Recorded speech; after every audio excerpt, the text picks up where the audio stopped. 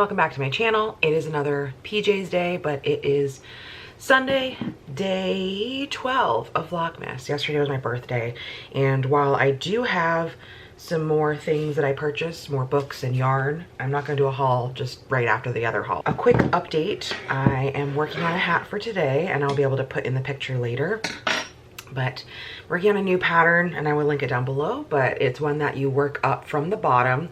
And right now it has a nice texture, and you already have the built-in brim, but this pattern is a little frustrating right now. It's definitely out of my comfort zone, something that I haven't tried before, but I think it's turning out okay.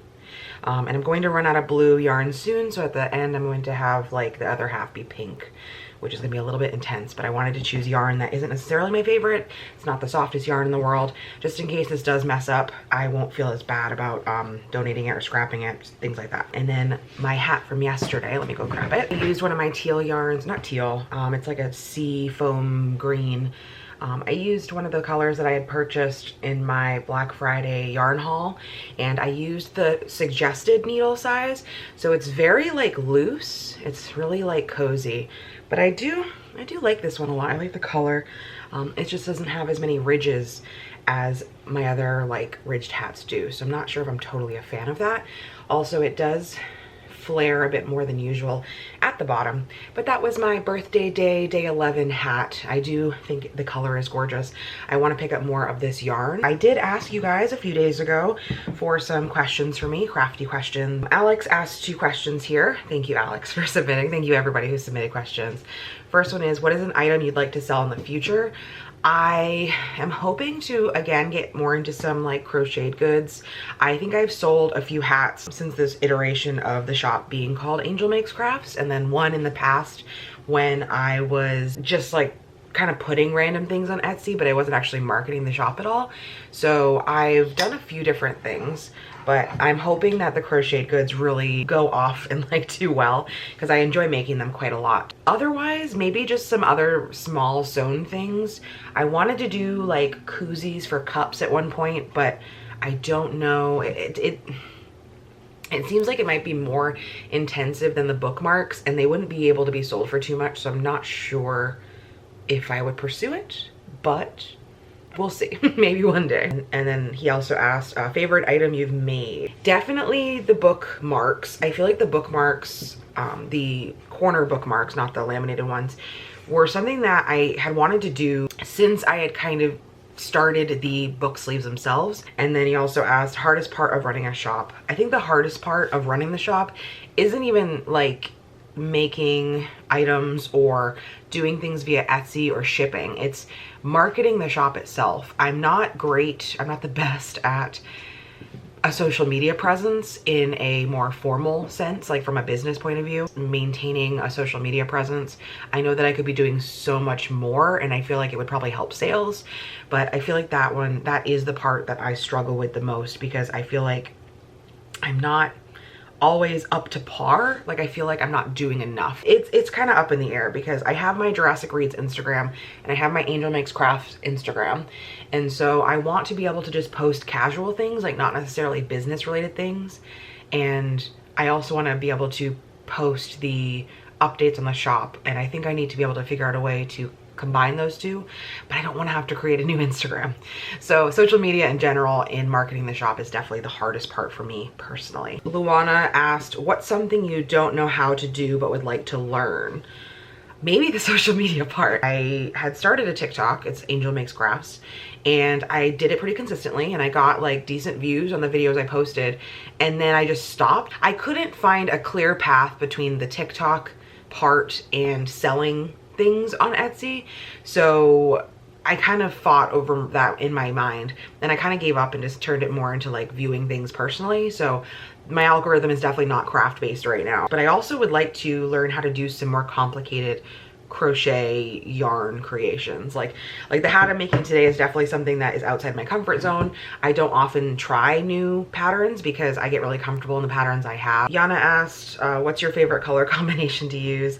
I feel like I really like the more pastels, and also not even the color combination, but like the texture in a lot of these like Wool Ease brands of yarn, which I only just started using recently. And then Sage asked a bunch of questions. How's the shop doing? Shop is doing fine. I definitely do the best between September and early November. Definitely had a lot more increase in sales this year and a lot more like traffic coming to the shop. And that kind of feeds into how many orders do you get a week?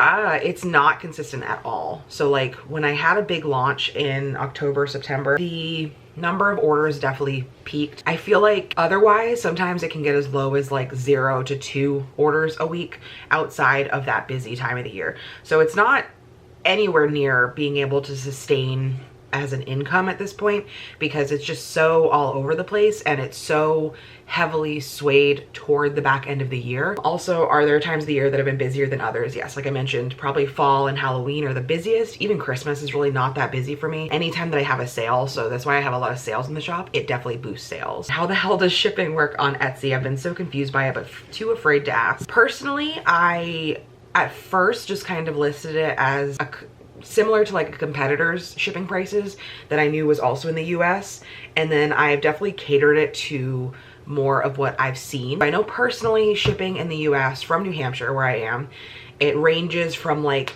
$3.25 to like $4.25 during the normal part of the year. At first that meant that my shipping would be $3.99, so that like for the orders that are closer, you kind of save a little bit on shipping and I get that extra bit, and then the ones that are farther, it kind of makes up for that difference. But I do know there are some built-in aspects to Etsy where you can have them calculate your shipping. I haven't had personally a lot of good luck with that, so if I do have it calculated on its own outside of what I do, like just the locked-in price of $3.99 US, it has people paying like $5.75. So I really don't understand the auto calculate function, but you can have a locked price and still get shipping labels via Etsy, and that's what I do. International shipping is still something I struggle with a lot because it varies so much. Shipping from the US via the post office, and for instance, I know that shipping to Canada is like $14.25, and then sometimes shipping to Europe is about the same, or it could be a little lower, which makes no sense to me. And then I think I've shipped to like Brazil before and it was like $18. It can get very pricey, and so that's where I think I see like the most significant amount of like loss, is the fact that I try to keep my shipping about like $9.99 to like $10.99 for items, because a lot of times that means that I'm actually I'm undercharging people for shipping, and it kind of sucks. I really haven't figured out the international shipping part as well. I know how to get the labels and things, which I can do via Etsy, and I have like a label printer and stuff, but I haven't yet figured out a best way to ship cheaply internationally, which stinks because I have a lot of people that are buying internationally. I feel like probably about a quarter of the people that buy from the shop are from like Canada and Europe and other countries. And I'm gonna have some links down below that'll describe it a bit more, so if you are interested in figuring out like the auto amount for shipping, that'll be in there. And then if you ever want me, and if anybody ever wants me to, I'd be happy to do a video. I just need to have active orders, which right now I don't have any active orders, but I might be able to do like some sort of screen share and just blank out people's information, and I could like walk you through how I do shipping. So let me know. I'm always open to do that once I have some orders. And last one here is from Wheezy. Wheezy said, what's your favorite brand of yarn to use? I am, if you know me, not a cheapskate, but I like to buy inexpensive yarn because I know that I personally would not want to buy a hat for $30. So there are a lot of creators that are buying this more expensive yarn. Sometimes like a skein of yarn can cost up to $30. And so what I try to do is I try to buy well-made / good quality cheaper yarn so that I can produce something and still have it as a markup, but I feel like the markup is more toward the time that I spend on creating a hat or an item. All that to be said, some of my favorite yarns are the cheap yarns. I do like a lot of the Lion brand stuff, which can range from $5.50 to like $11 a skein, which personally is kind of expensive. Also from Joann's, I've been getting more into the, oh my gosh, I forget their name. but it's this brand here. I've been liking that stuff because a lot of those yarns are also very soft, and I've been mostly sticking to acrylics or acrylics mixed with like synthetic wool, that kind of thing. That's all I have for now. If you have any other questions, let me know in the comments. So I can answer them there. I'm not gonna do another Q&A for a while, but I hope you enjoyed. I hope this answers some of your questions. If you want me to do some more like Etsy, like how-to videos, I'd be more than happy to. Obviously, I'm not an expert, but I think that it's a nice little added income. So I do have a bit of experience now. I've been doing it for over a year and I've been somewhat successful. So let me know if that's something that you'd be interested in. Otherwise, thank you so much for watching. I hope you're enjoying Vlogmas still, and I will see you tomorrow. Bye.